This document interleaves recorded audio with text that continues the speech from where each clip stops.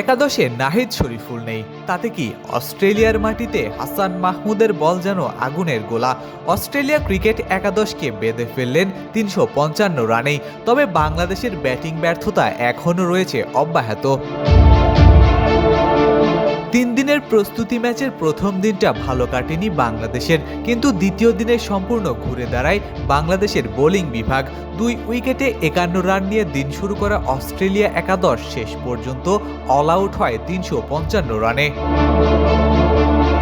হাসান মাহমুদের দুর্দান্ত বোলিংয়ে একসময় ১৩৯ রানেই ৫ উইকেট হারিয়ে বসেছিল অস্ট্রেলিয়া। তবে সেখান থেকে দলকে টেনে তোলেন টিগ উইলি আর জেক ডোরান। দুজনের জুটিতে আসে ১৬৭ রান, যা ম্যাচের রং বদলে দেয়।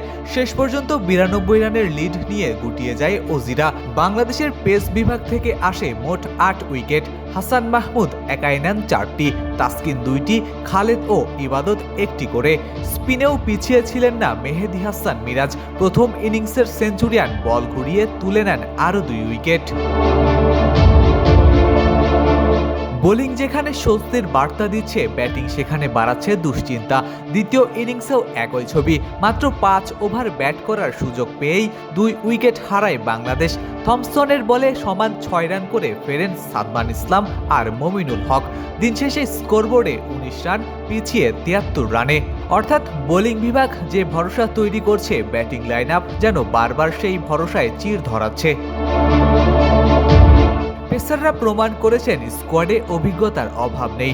তবে এখন প্রশ্ন একটাই, অস্ট্রেলিয়ার মাটিতে ব্যাটসম্যানরা কি সেই ভরসার প্রতিদান দিতে পারবেন?